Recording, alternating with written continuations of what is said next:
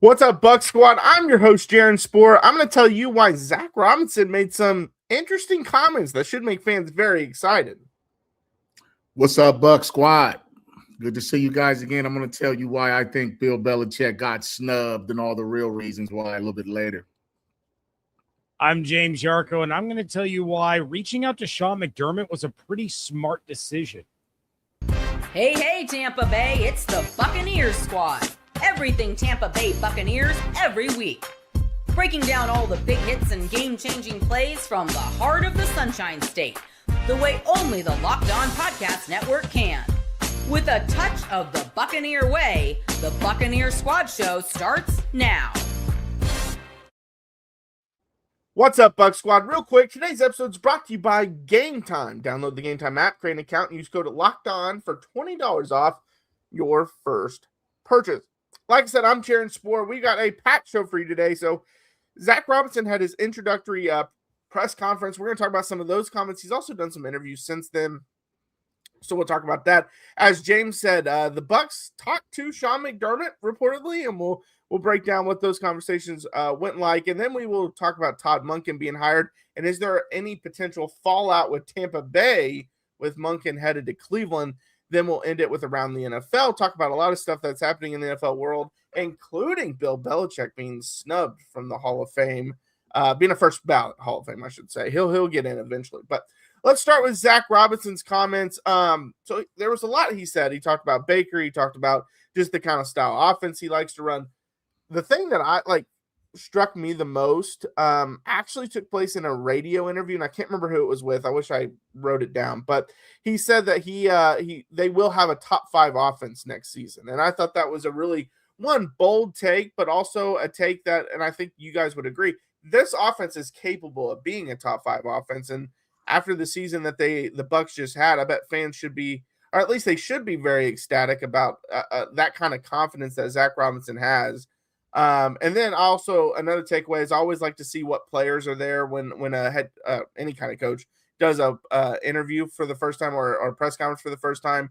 Baker was there, which obviously shows that he's backing the move, which we kind of knew that. We had heard that he was kind of Baker's choice. And so those are the kind of things that I look forward to. But were there any other comments from you guys that you thought kind of stood out? Well, the interview that you were talking about was with Tom Krasnicki, and I 100% buy into that. Like, there's no reason this couldn't be a top 5 offense. He was top 10 in most categories with the Falcons in 2024. So you have an upgraded quarterback, you have an upgrade at the offensive line, slight downgrade at running back, downgrade at tight end with or without Cade Otton, and then a massive upgrade in terms of your pass catchers. And this was an offense in Atlanta that, top 10 in yards per game, yards per play, rush yards, net yards per pass attempt, fourth down conversion rate. Like, they were a really good offense. So yeah, you implement that into Tampa and what they have. Yeah, this should look like more like the 2024 Bucs offense than in the 2025 Bucs offense. So I think fans should really get excited. The big thing that I gravitated towards was the consistent way that he talked about scheming to the strength of his players.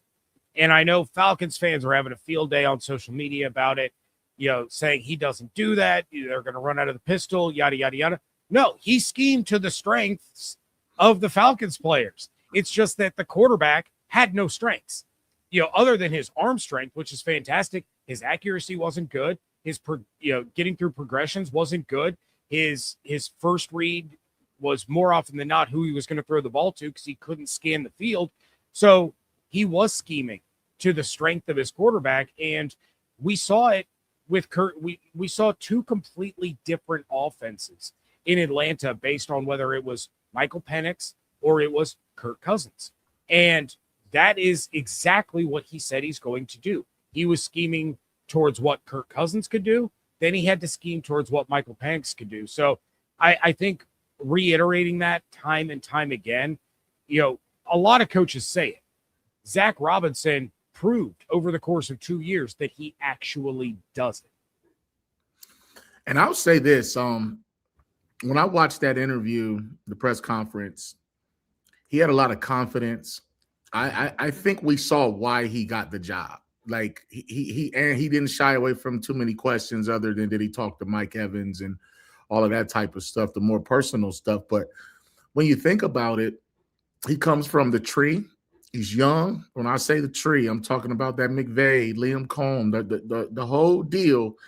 He checks a lot of boxes. And I think for him, it's almost like Christmas because he has a lot of toys to play with. He has a lot of options. And I think it's just like in basketball when everybody can shoot. I mean, who do you leave open? And so you're hard to guard.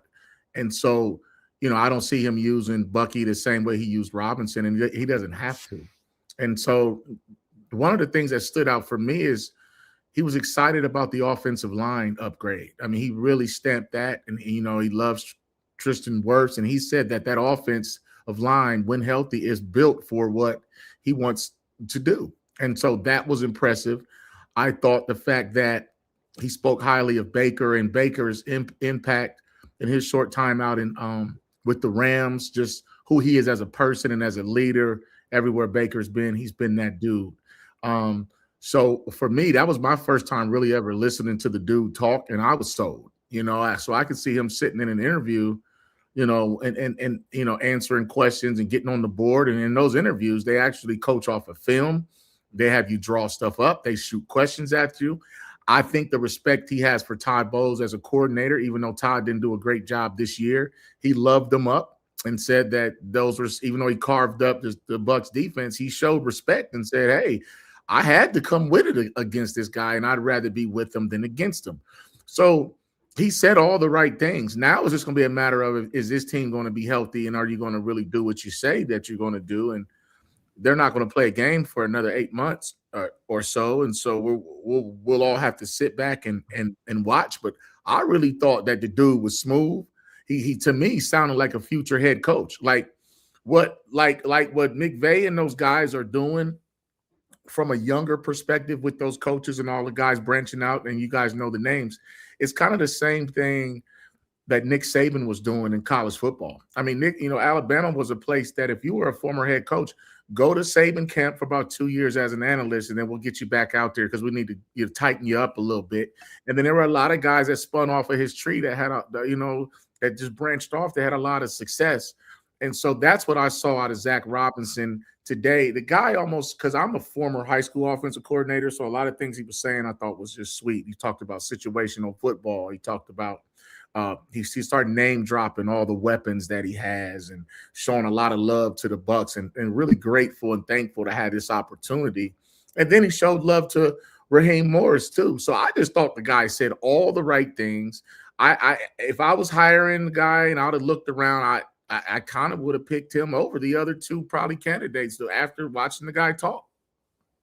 You can see after listening to him talk why he was, probably hired at the end of the day. Obviously, he's had a great track record as a coach, but we know, like, even having a great track record as a coach doesn't mean you do great in interviews and doesn't mean you then get hired. And so you have to have that personality that fits in interview format. But the one thing, and James brought this up, where Falcons fans have kind of criticized him for, he doesn't really do players over plays kind of thing.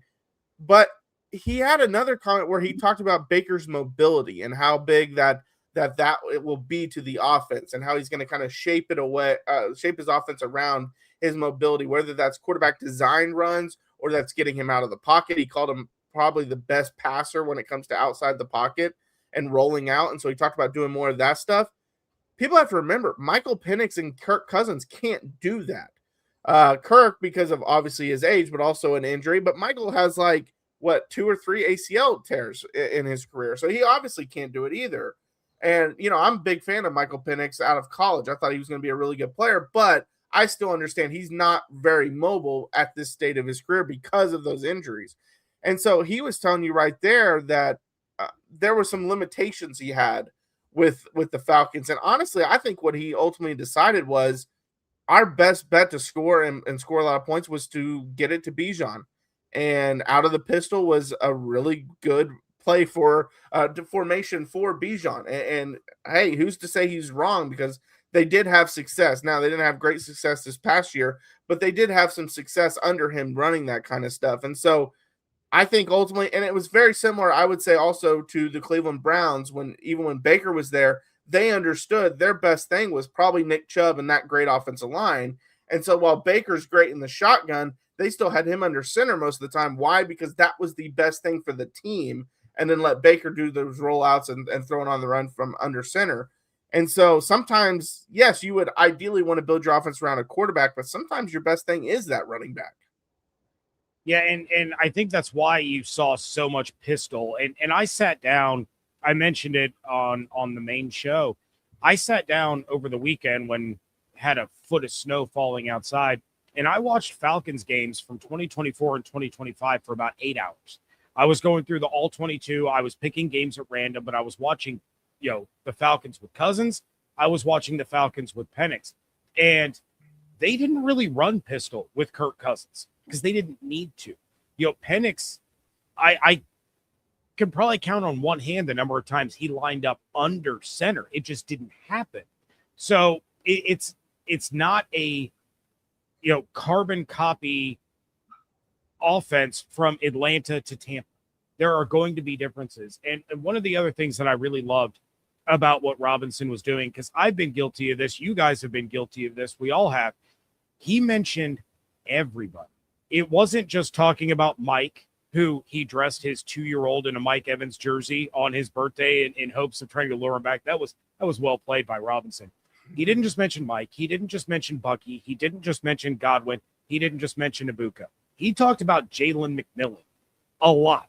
And that is a piece that I think is really going to thrive in this offense. I think the two biggest beneficiaries here are going to be Emeka Ibuka and Jalen McMillan because of their versatility and because of what they can do in the ways that Zac Robinson can utilize them in this offense. And the last thing I'll say, Marcus, before I pass it over to you, prepare to see more pre-snap motion than you have seen in the last decade plus of Buccaneers football, because he uses a ton of it, and it creates some outstanding opportunities for the skill position players. Yeah, and one of the things that jumped out is why some of the Falcons peoples are, having fun with this is because they lost at one point, looks like 7 out of 8, and then they finished up, 4 in a row. But when you look at those teams that they lost to, other than, like, say, Miami, they lost to San Francisco, they lost to New England, okay, and then I don't know how they lost to the Colts, and then they lost a tight one to Carolina, and then they, turned it around. They also lost to the Seahawks. Those were some pretty good teams, obviously. And then they won out, and they even beat the Rams. So I just think that, like, things could have went differently.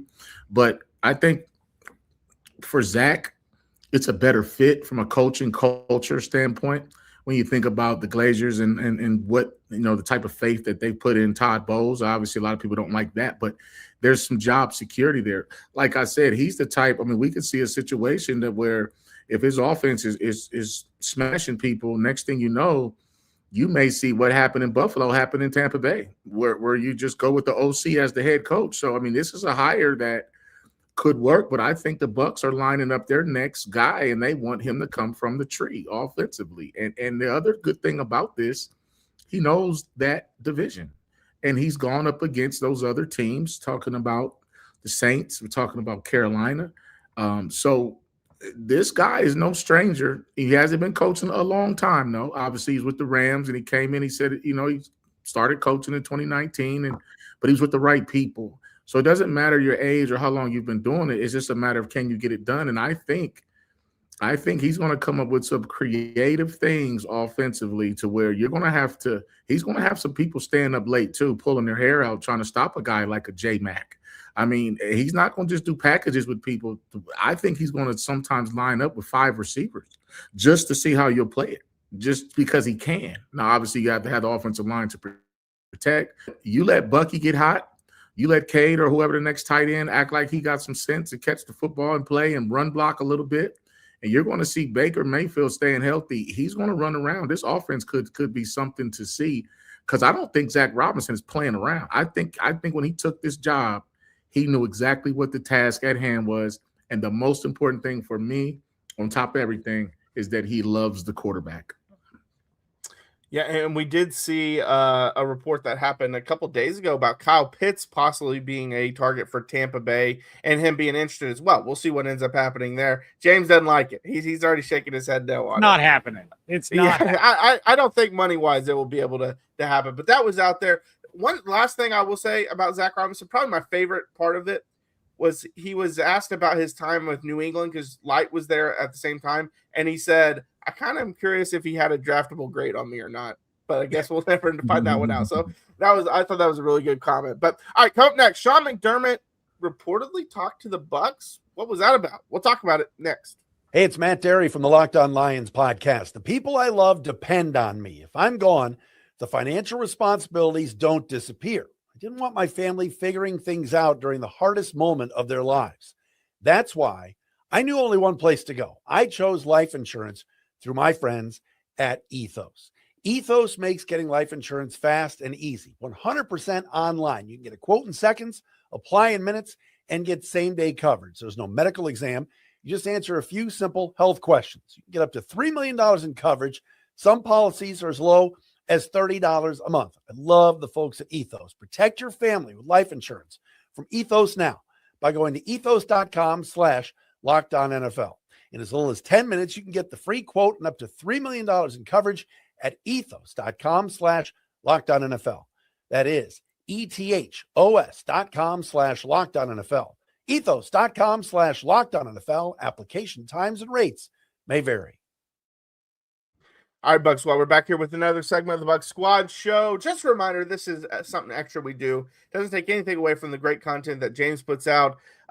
We do it twice a week, Monday and Wednesday, typically 9 p.m. Eastern time, although we have changed that around sometimes, but usually 9 p.m. Eastern time. Before we get into the McDermott comment or the topic, Marcus, I thought this would be a good one for you because someone asked in the comments, what's the pistol in NFL quarterback talk? Can you kind of explain that formation and kind of the advantage of that? Well, when the quarterback is not under center, it's called a shotgun, okay? And so based on where the running back is, then to stay with the gun reference, when he lines up directly behind the quarterback, when the quarterback's in the shotgun, then they call it the pistol.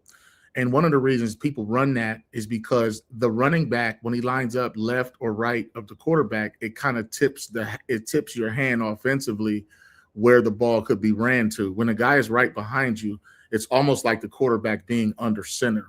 So if a quarterback like old school is under center and the running back like is 7 yards behind him, then obviously it's not the shotgun, it's under center, but the only pass that they reveal their hand quicker when it's a pass play, unless it's play action, because the quarterback has to take his drop.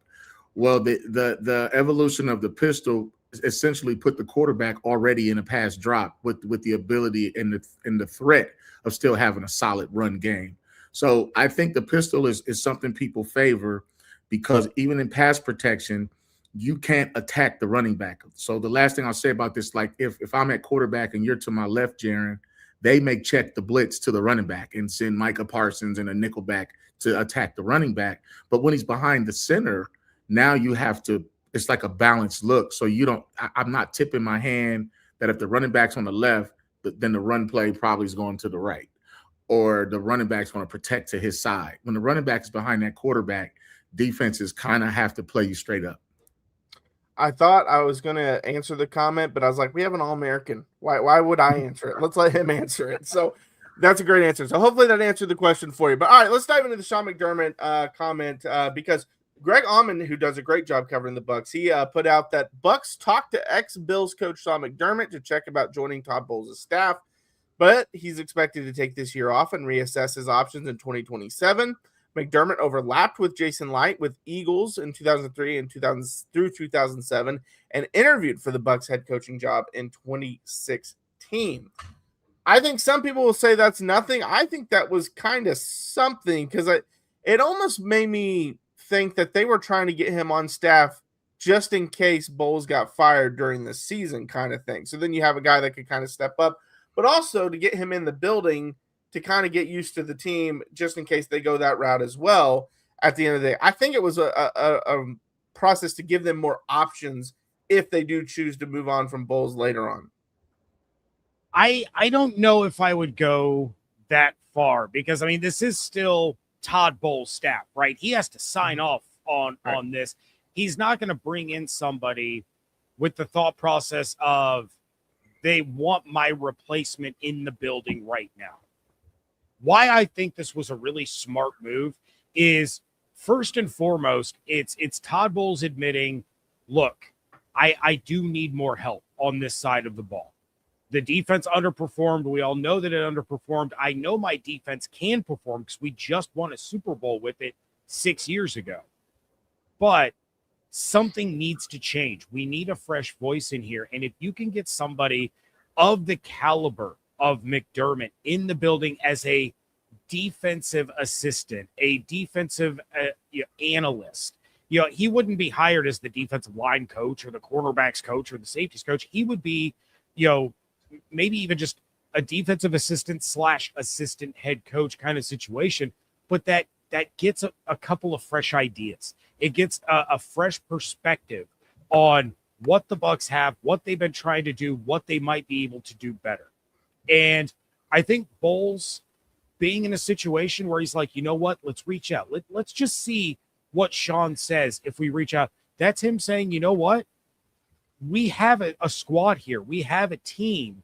And if I can't do this all on my own or I'm missing something, I want this guy here to get us a Lombardi. Well, I'm somewhere in the middle because I think a guy like McDermott, who's had that type of success as a head coach, I look at it two ways. I can see the Bucs trying to stack the deck. He is a defensive mind. He's proven. And I don't know if you can have two kings in one castle. And I'm talking about Bowles being the defensive guy he is. I can see Bowles wanting a pair of eyes, but I can also see Bowles not wanting McDermott to get the credit if the defense turns around.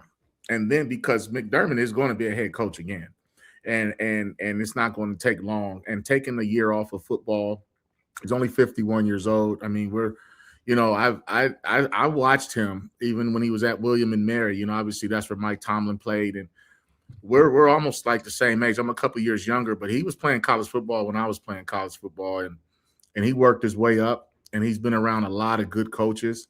And when he got his opportunity, he made the most of it for the most part.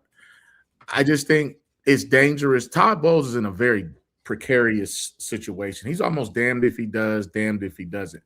Because even if they allow McDermott to come in there, like you just said, that's a potential next head coach and a quality one at that, okay?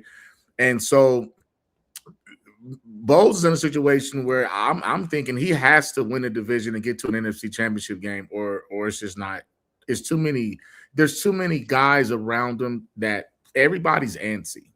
But the problem is he's got to win. So you bring in a rival coordinator, and then you start talking to a former head coach who's a defensive guy. Do I think McDermott could help? Yeah. But I also don't think McDermott wants to be a backup singer. I don't think I think he wants to either he's going to do it or he's not. Because if that's the case, he would have went and interviewed for some other jobs. I think the man needs a break. He wants a change of pace, and he's going to watch 6 other coaches get fired 12 months from now, and he's going to be able to handpick his job. And I don't think he wants to be known as the guy who got grandfathered in to take the position of someone who gave him an opportunity, because now you kind of look like a douchebag. And I'll give you guys a quick story. When I was a GA at Central Michigan, that same thing happened. I was a GA defensive back coach, and there was a guy who gave my brother a scholarship at Youngstown State. His name was Mike Kolakowski. Butch Jones brought me in to replace Kolakowski. And I felt really bad because it was a coaching opportunity for me.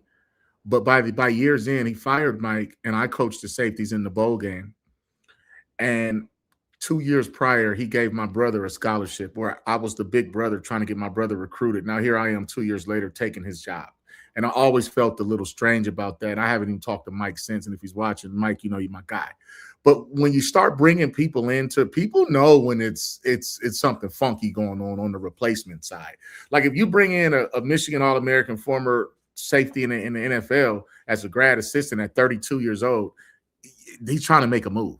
I mean, especially if you don't want him to go to the same conference and coach against you, then somebody's got to go. And so I'm saying for Sean McDermott, I just think for him, he doesn't need the money right now. He probably needs a break. He went through a lot. He had a lot of success at Buffalo.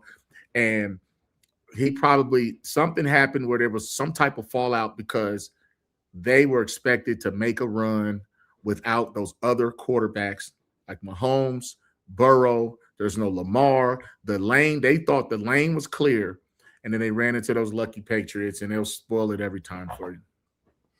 Yeah, that's for sure. Yeah, it's interesting because I will say this: they could still have him as a consultant if they would like. We've seen that happen before in all professional sports, where it's a former head coach doesn't really want to be a coach or a full-time person in the building because they kind of want to take a year off. But you still consult with them and ask them for advice on stuff. And so I guess you could do that with McDermott if you wanted to. I think it also was smart to have those conversations just to kind of bring that relationship back just in case for next year. It's never a bad thing to kind of do an interview or at least talk to someone about the job. It kind of gauges interest. Was it one of those things where he was like, yeah, I mean, that sounds like a lot of fun. I think I'd do well there, but I kind of want to take a year off because if it was that, then if you do fire Bowles, that would be a guy you immediately call because maybe he's interested to be the head coach. Or was it a, no, I don't want to be in Tampa kind of conversation? That's kind of conversations you can gauge there. But yeah, I mean, it would be an interesting thing if he was brought on because, as you mentioned, James, that would be kind of awkward in the building because, Bowles has to know that McDermott is there and could take his spot if things go bad. And so that would be kind of awkward. But on the flip side, we've seen owners do that to head coaches before in professional sports. Heck, and I know it's a little different, but in the NBA in 2016 or 15, the Cavs hired David Blatt and his lead assistant was Ty Lue. And as soon as David Blatt was let go, Ty Lue became the head coach. And it was kind of always that feeling for them. And so we've seen that happen before in professional sports. And so sometimes owners just get their way, but ultimately it would have been cool to see McDermott on it. But as Marcus mentioned, if the defense turns around, are they going to say Todd Bowles stepped it up and made changes? Or are they going to say McDermott made the difference? Yeah, that it is kind of the catch-22 situation, right? And look, in next year, Marcus, you're 100% right. At least 6 head coach openings will be around in a little under 12 months. And the top 3 candidates are going to be Sean McDermott, Mike Tomlin, Mike McDaniel. Like, those are going to be the top 3 guys from the jump. So, to your point, Jaron, you could be 100% right. The Bucs may have reached out so that if things do go south and they do move on from Todd Bowles, their first call is to Sean McDermott, be like, hey, you remember last year when we wanted to bring you in to join the coaching staff? How about, you come down here and you are the head coach and kind of keep that relationship alive a little bit. But yeah, it would have been a great addition, but yeah, I mean, you guys are 100% right. It would have raised a lot of questions, and then you don't know who to attribute the success to. And then if McDermott moves on and the Bucs have a year like they had in 2025, now everybody's back to wanting to fire Bowles because it would obviously be all his fault, regardless of how much credit he deserved for, a solid defensive performance in 26. Well, I'll tell you this. Like, I'm an analogy guy really quickly. I think Sean McDermott, if he would have been a consultant with the Bucs, is like me introducing Jaron to a girl that I like, and then when they break up, then I date her after him, and he's my buddy. It's kind of that kind of like, dog, what's up with that? Jaron, like, why'd you introduce? So I think Todd Bowles, that he knows that his seat is warm and it's getting real kind of. So they've made some moves, but they're trying to surround him with some people, like as an insurance policy, that, hey, if this doesn't work, we already got some guys lined up. And the last thing I'll say about that is when you look at a guy like Brady getting the job at Buffalo, that was a Josh Allen call. Players have way more power than you think. I watched Michael Jordan get Doug Collins fired. I watched him. And I was a kid, and I didn't know what was going on. But you see that when you have a superstar, future Hall of Famer type quarterback, they have a say. Just like I think Baker had a say with this Zac Robinson situation, and those owners listen to their star players. Yeah, and I will say there was a great comment in there. How many jobs were open this time? 10? Was it 10 head coaching 10. jobs? Yeah. And so someone brought up a great point. Now, obviously, someone can get fired after 1 year. We've seen the Raiders do it about 5 times recently. But someone brought up a great comment in terms of if Tampa decides to move on from Bowles after the year, how many great jobs are going to be out there? They mentioned maybe Cincy, but is that a great job? I don't know. Obviously, if you would have asked that same question last year, you would have at this time last year, you wouldn't have thought the Ravens would have opened or the Steelers. So there always could be surprises. But Tampa, if they were to move on, should be at the top of a lot of people's lists and could get an elite candidate like a McDermott if that's the path they wanted to go. But all right, let's dive into the Todd Monken news. He was hired by the Cleveland Browns. How does that impact Tampa? We'll talk about that next. Well, there's nothing like being in an NBA arena, the crowd, the energy, the moment. Getting tickets, though, that part hasn't always been so simple. That's why Game Time has become the go-to app for scoring tickets fast without the hassle. It puts the advantage back where it belongs with the fans. I pulled up the Game Time app, picked an upcoming NBA game, and had tickets locked in within minutes. I love seeing the all-in price up front, no surprise fees at checkout. That's one of the things that really bugs me about some of those other sites. Being able to see the view from the seat before buying made the decision easy. I don't know about you. I want to know what my view is going to be like, especially if it's at an arena that I don't have much familiarity with. So that's one thing I love about Game Time. Might be my favorite thing about Game Time, honestly. So take the guesswork out of buying NBA tickets with Game Time. Download the Game Time app, create an account, and use code LOCKEDON for $20 off your first purchase. That's code LOCKEDON for $20 off. Download the Game Time app today. And remember, it's gametime.co, not .com. All right, Bucs Squad, we're back here for another segment of the Bucs Squad show. Let's talk about Todd Monken as he was hired as the new Cleveland Browns coach. So he has found a job, and he did end up going with Harbaugh after all. But he was probably always going to take a head coaching job over offensive coordinator job anyways. But Greg Auman also said that one potential impact on the Bucs from the Todd Monken hire by the Browns is Monken worked with receivers coach Brian McClendon at Georgia in 2022. So as he builds a staff in Cleveland, it's a name to watch. And so if that were to happen and he was able to get him from Tampa Bay, that would be another coach Tampa has to hire. I would assume at that point you just let Zac hire whoever Zac wants to hire. But again, it's a position you don't really want to be in, especially this late in the process. Yeah, I mean, I don't think hiring position coaches I don't think we're late in the process for that. Late in the process for head coach searches, sure, there's only 2 jobs still available, Vegas and Arizona. Coordinator searches, yeah, a lot of those have been filled. Now, this is the point in time where you start to see the position coaches filled.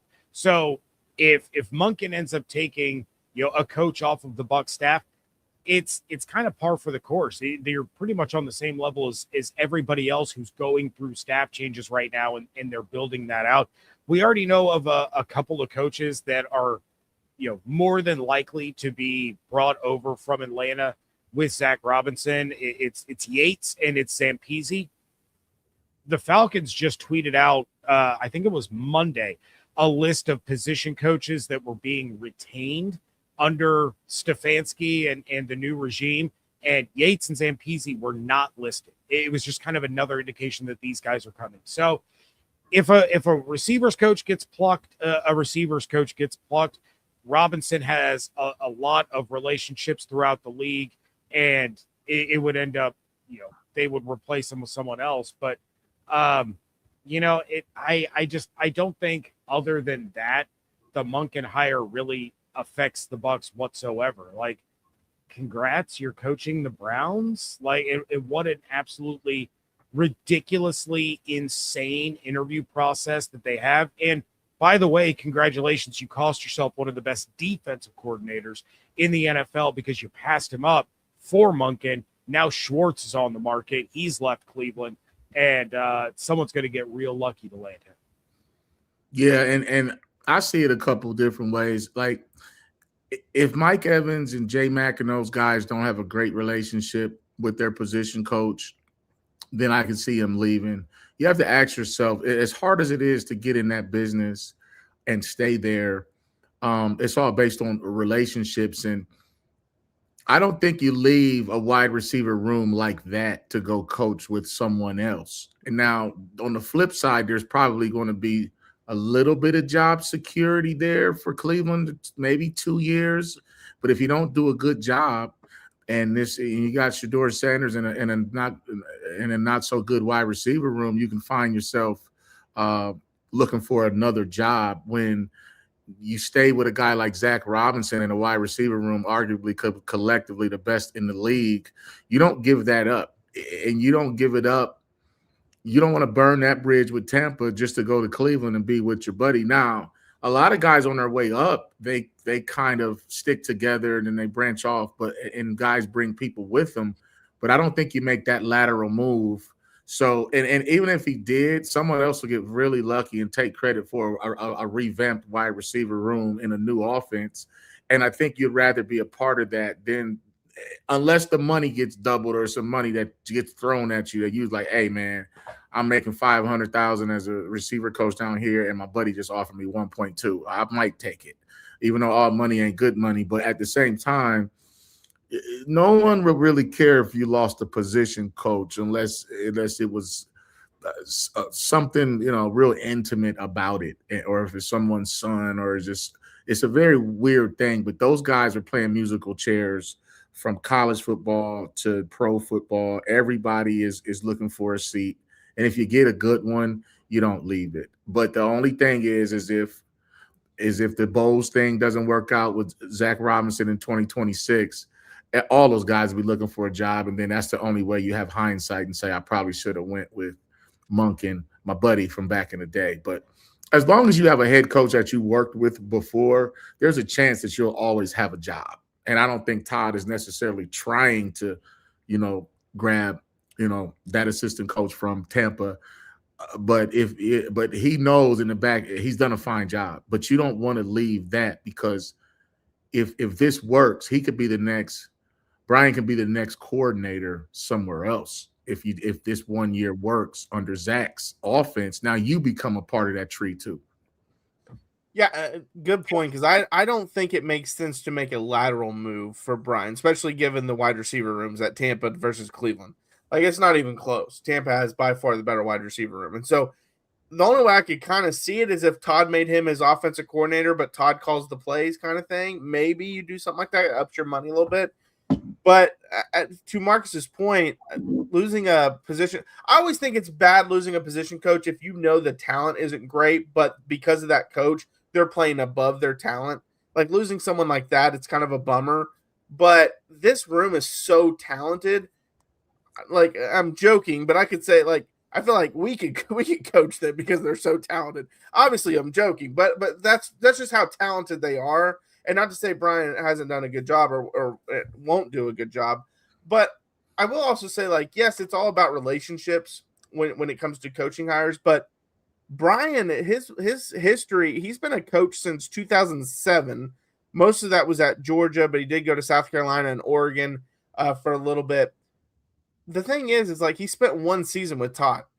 Like, he has relationships with hundreds of coaches. It's not like he was been with Todd everywhere. It's not like who's the guy in college? Kalen DeBoer and Grubbs, where they've been together forever. And it's like, okay, well, yeah, he's probably bringing him with him, kind of thing. Like, it's not like that. They spent 1 year together at Georgia, but before that, he was at Georgia like 5 or 6 years. Like, so it's just, I don't see it from that standpoint. I could only see it, like I said, is if they made him OC, up the money, because money talks, and up the money, even if he doesn't call plays, and then see if that's the route he would take. That's the only way I could see him leaving Tampa, because otherwise the wide receiver room is too good at Tampa just to leave it to be a wide receiver coach at Cleveland. I'll say this to that point. I think the only time a position coach leaving hurts is in college football. I think, like, when you look at a guy like Brian Hartline, which he was on the rise. So he was Ohio State's wide receivers coach. And in the last 7 to 6 years, Ohio State has pumped out some dudes, and it had a lot to do with Brian Hartline. I mean, the relationships that he developed, like if you were a wide receiver coming out of high school, you wanted to play for that guy. First of all, if I throw up because I'm loving on Ohio State, just got to excuse me. But at the same time, I was about to say this is hurting Marcus right now. Yeah, this is terrible, man. What am I talking about? But I got guys. He's gone. He's right gone. here. I guys fly around all day, but I'm just thinking like it hurts from a recruiting standpoint. And when you're a young player and you want to be a great whatever, then you go play for a guy like, that's pumping out wide receivers. It's wide receiver you. I mean, just take a look at the NFL. Mecca Buka, you got JSN, you got this guy, you got Ohio State has put out some receivers. And so when a guy like Hartline leaves, that could affect Ohio State's wide receiver you status. Okay, so but once you get into grown man football in the NFL and guys are getting paid and guys are getting cut and there's no loyalty, there's no job security for nobody, I don't think it's that much of a big deal. Well, and you take a look at the situation that the Bucs just went through. They just lost a position coach in Brian Picucci. He goes to Jacksonville to be their run game coordinator. And it's like, well, okay, I see the connection there because he worked for Cohen at Kentucky and Cohen brought him to Tampa. It was the Bucs that blocked that move last year. They couldn't block it again this year. Picucci moves on, reunites with Liam Cohen. He's in Jacksonville now. And to your point, McClendon, he was with Monken for 1 year. And it's not just the wide receiver room. You take a look at the entire situation in Tampa versus Cleveland. And Marcus, I know you said, unless they're going to double his pay or just throw ridiculous money at him, the receivers, yes, of course, are better. But the offense in general is better. The team as a whole is better. Ownership is better. The general manager is better. The weather is better. Yeah, like who's opting to leave Florida to go to Cleveland and work for the Browns unless it's just so much money that he can't pass up? Again, if it happens, it happens. If he has this loyalty to Todd Monken, okay, fine, I get it. I just, at the end of the day, like you guys said, this wide receiver room is so unbelievably talented that Zac Robinson is going to have an idea of someone that he can bring in that can, at the very least, replicate what McClendon was able to do with this room. Yeah, and I guess the only other way I could see maybe he leaves is if maybe he doesn't believe in Zac Robinson's vision, or maybe they just don't connect overall on things, and they both kind of want to go different ways. But yeah, I wouldn't be upset either way if I was a Bucs fan. Like if he leaves or if he stays. If he leaves and wants to go to the Browns and his best receivers, Jerry Jeudy and wants to coach that group, like let him, and you will find someone that does a really good job, I'm sure, out there and you might already have that guy in your building. Like how many times we've seen an analyst then get promoted to a position coach and does a really good job. And that happens, quite often. So you might even have that guy in the building. But yeah, I'm glad you mentioned that, James, because like it would have been different if it was like Monken brought him to Tampa and then Monken left to go to the Browns. And so it just made a lot of sense. I don't know. Again, it doesn't make sense to me for him to leave, in my opinion. And then I'll say this too, man, like as far as Todd Monken, I remember when he was the OC at Eastern Michigan, when I was playing at Michigan and quarterbacks, coach, wide receiver, he had a lot to do with that offense.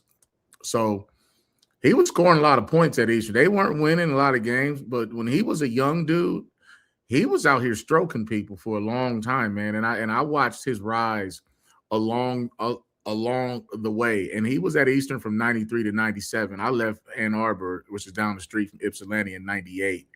And he was there, the coordinator, in 98 and 99. So he spent about a good 6-7 years at Eastern Michigan. And then he did some things at Louisiana Tech and so on and so forth, Oklahoma State and LSU and all of that. But I've been watching him and what he did at Georgia, and I was thinking his time was coming. And I think he's been around enough people to where he might be able to make some things work and hire another quality wide receivers coach that's coached with him before more than one season. So that's why there's not like a dying need for a guy like Brian to leave his post in Tampa to go to to the mistake by the lake. All right, well, coming up, that's the second time I think you said that on this podcast. You like calling it that. So, but I mean, hey, you're right. You're right. It's accurate. It is accurate. That's their reputation. All right, well, coming up next was Bill Belichick snubbed from the Hall of Fame. We'll break that down. Don't go anywhere. What's the last call for football on FanDuel? One final Sunday, one last kickoff, the final chance to get in on the action before the NFL season officially comes to a close. This is Super Bowl 60, and FanDuel is making sure you're right in the middle of it with a special offer just in time for the biggest game of the year. Whether you're backing the favorite, riding with the underdog, or building one last same-game parlay, this is the game everyone's been waiting for. This is where predictions turn into plays, stats turn into storylines, and every snap feels bigger. It's a perfect way to cap off the season and make this Super Bowl even more exciting from kickoff to the final whistle. If you're a new customer, bet just $5 and get $200 in bonus bets if you win. Make it count, because after the Super Bowl, the season is over. Last call for football on FanDuel, an official sportsbook partner of Super Bowl 60. Visit FanDuel.com to get started. All right, Bucs Squad, we're back for one final segment here of the Bucs Squad show. Remember, this is just extra content we do twice a week, Monday and Wednesday night during the offseason at 9 p.m. Eastern time, so check that out. It doesn't take anything away from what James does daily, so make sure you still follow his shows each and every day. But, all right, so let's dive into – so technically the Hall of Fame class, I believe, doesn't get announced until the 5th of February, but it's already been reported that Bill Belichick will not be a first-ballot Hall of Famer, which that has caused an uproar from a lot of people, media members, former players, current players. Patrick Mahomes was even tweeting about it. Tom Brady tweeted about it. Rob Gronkowski tweeted about it. Like, there's a lot of people that have are talked about it. So I don't know if this is a hot take when it comes to the Hall of Fame. I hate how different Hall of Fames like limit how many people can be in a certain class, because in my opinion, you're either Hall of Famer or you're not. And so my criteria for the Hall of Fame should be simple. When you see their name and you think Hall of Fame, do you immediately say yes, or do you immediately say, I don't know, or do you say no? Because I think if you say I don't know or no, you're probably not a Hall of Famer. Whereas it should be like and I think that would make it where not as many people get in, especially like the Basketball Hall of Fame, tons of people get in that. Like, I think it would make the criteria a little stricter. You should be able to see a person's name and immediately say, that's Hall of Famer. And I hate this first ballot, second ballot, third ballot, because ultimately when you get in, you're known as a Hall of Famer. They don't care what ballot you are. But with all that being said, Bill Belichick is arguably the greatest coach in the history of the NFL. If you don't want to say he's the best, he's top 5. He deserves to be a first ballot Hall of Famer. Yeah, I mean, he absolutely is. There's no doubt at all. Now, I will disagree with you, Jaron, and I'll rant on my soapbox, then I'll pass it over to Marcus because I know he's chomping at the bit to talk Belichick. When you hear the name Simeon Rice, just to keep it Bucs, Simeon Rice, is he a Hall of Fame? To me, I'd say yes. Okay. A lot of people say no, even though he has better numbers than Jason Taylor. He was, arguably as successful as Michael Strahan during their prime. Strahan had the sack record. Rondé Barber, it took him forever to get in, yet he was the only corner in NFL history with 40 interceptions and 25 sacks. That to me is an immediate, you're a Hall of Famer. But a lot of times, people decide that, Brian Dawkins deserved to get in before Rondé, so Rondé's got to wait. And then Troy Polamalu deserved to get in before John Lynch, so John Lynch has to wait and wait and wait and wait.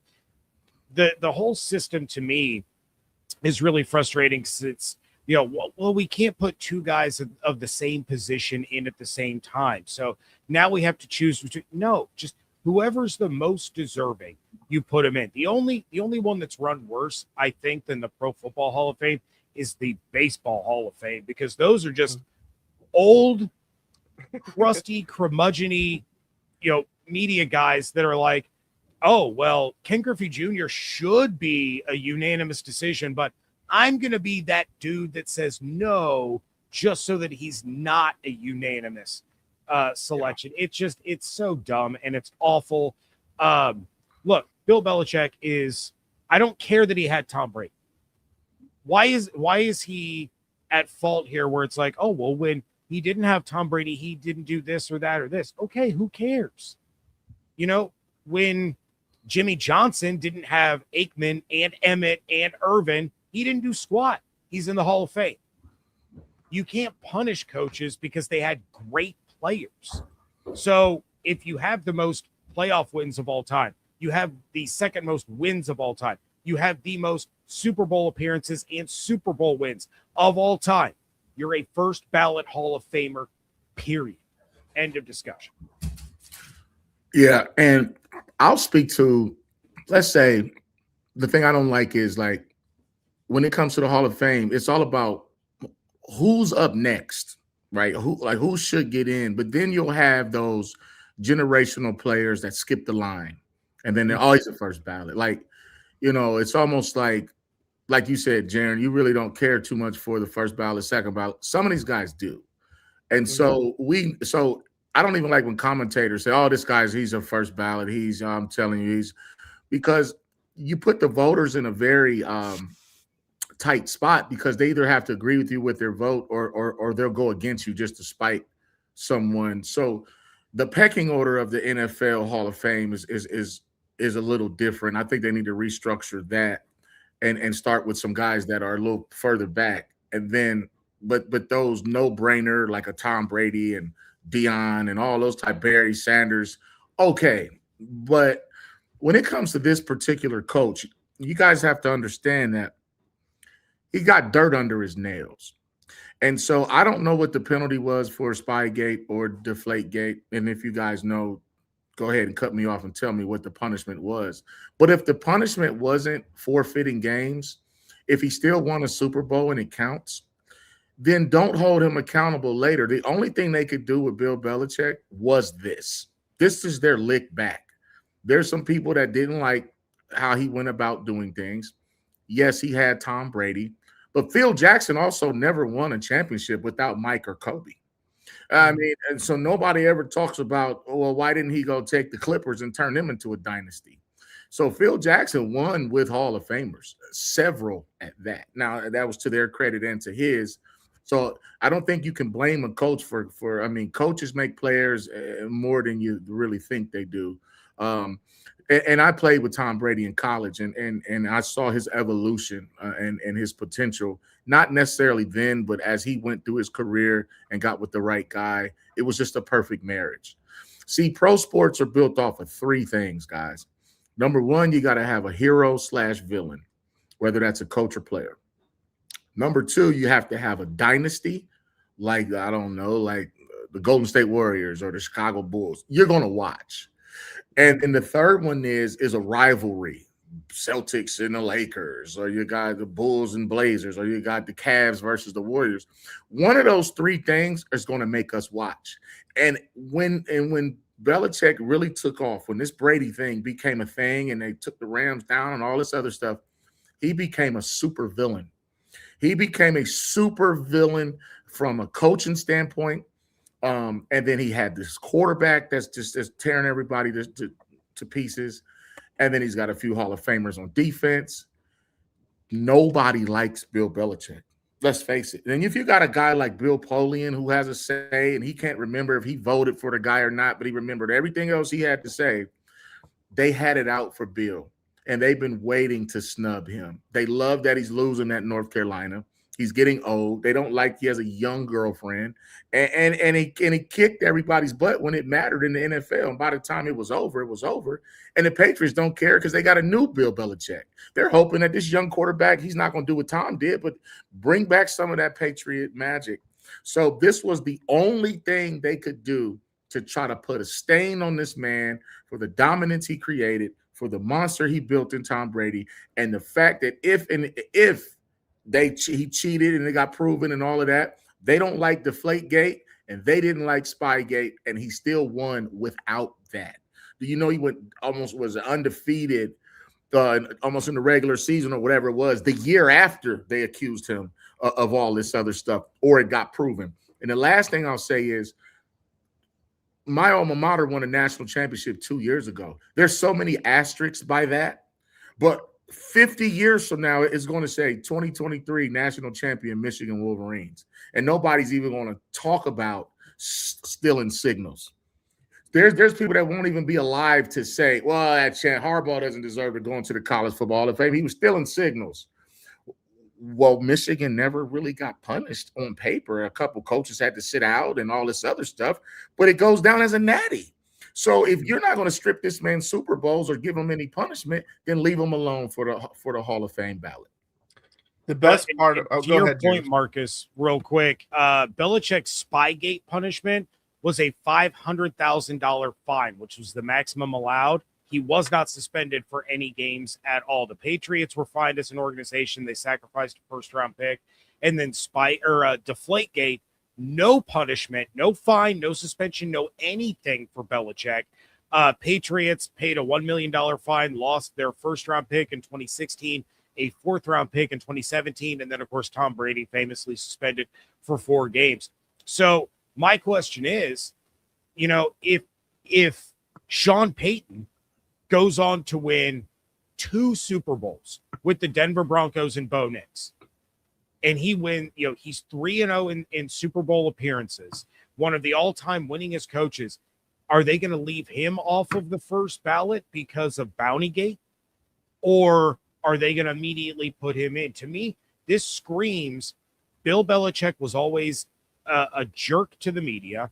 He didn't want to be there. He didn't want to answer your questions. He wasn't going to be Mr. Smiley cracking jokes and all this. And I think he pissed off so many different media members that this was their chance. They made the story about themselves. They were like, finally, I can stick it to this guy because he was always such a jerk to me whenever I tried to talk to him. And that's all this boils down to. And, it's gross. It really is. I'm not a Belichick fan. It's disgusting. Yeah. I'm not a Belichick fan by any stretch of the imagination. But there's no coach that's ever been better than him in the NFL. Yeah, and the bad thing is you can never prove that was their intent, but based off their bylaw and based off the statements that was released today by the Pro Football Hall of Fame, they're supposed to get their votes removed from now on. But you can never prove if that was their intent. That's the bad thing. And a couple things is, like, to Marcus's point, he was saying, and James, you brought it up too, where people were like, well, he had Brady. Newsflash, coaches that win have great players. That's how they win. That's literally how they win. And Marcus brought up Phil Jackson. Like, you don't win without great players. You have to have great players.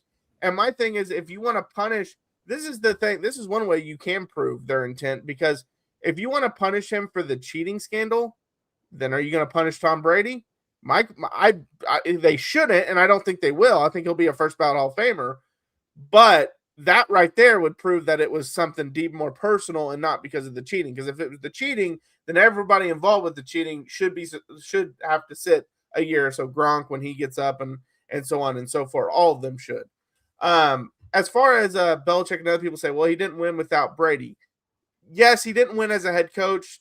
I mean, he did lead Cleveland to their last playoff game until Baker got there, so that was like 20 years.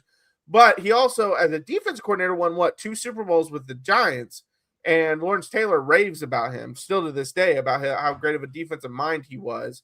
And so, yes, he didn't win as a head coach, but he won at other spots. But I think it's ultimately a jealousy thing. Ultimately, like James said, he was rude to them. Now I'm kind of curious what they're going to do to Popovich in the NBA, because those were kind of the same coach in 2 different leagues. But yeah, it was, you mentioned it, Marcus. He was the villain. He didn't want to talk to you. He didn't want to be there. He was on to Cincinnati, and that was what he was all about. He was about football and football only. And there was just a level. It just shows us the politics, the power of the pen, and it was personal for some of these people, and they couldn't wait to do this. And I'll just tell you, like, my best friend in college won the Heisman Trophy on defense. And Peyton Manning probably was the front runner. And I think the only reason Peyton didn't win is because he got in trouble the year before in 96, and they just weren't going to give it to him. And that's coming. That story will be in my book, Hitman and Heisman, when it comes out next year. But what I'm telling you is the level of politics when it comes to human opinion, that's why college football is the most flawed system, and it can never fix it because it's based on what we think about you. A group of people can sit in a room and say, nope. Just like we had to split with Nebraska, and we were number one going into both polls, and someone voted us 7th just to even out the vote so we could split it. So you have to understand the power of that pen and the vote is exactly what you saw with this Bill Belichick, and it was personal, and they got their rocks off. Yep, And we saw the same thing happen to Terrell Owens. The exact same thing. Different, slightly different reasons, but the same end result. I didn't like the way Belichick answered questions. I didn't like the way he carried himself and his attitude. I didn't like his homeless-looking cut-up hoodies. So you know what? He can wait and he can console himself in the arms of his, 25-year-old girlfriend or however old she is. But, yeah, this was personal for the people in that room. And, again, if you can't set your personal biases aside and grade strictly on the resume, you don't deserve to be in that room. Yeah. 2 quick last points. Bill Polian was asked if Bill Belichick's a Hall of Famer. He said yes. Then was asked if he voted for him and said, I don't remember.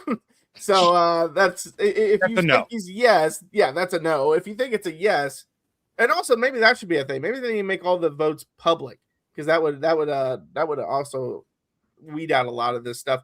The last thing I'll say, when it comes to a Hall of Fame, if someone's in the Hall of Fame or deserves to be, you should be able to answer, can you tell the history of that sport without mentioning that person? And with Bill Belichick, you cannot tell the history of the NFL without mentioning Bill Belichick, in my opinion. So that's why he deserves to be in. But all right, that's going to do it here for the Bucs Squad Show. We'll be back Monday night at 9 p.m. Eastern time. Until next time, fire the cannons.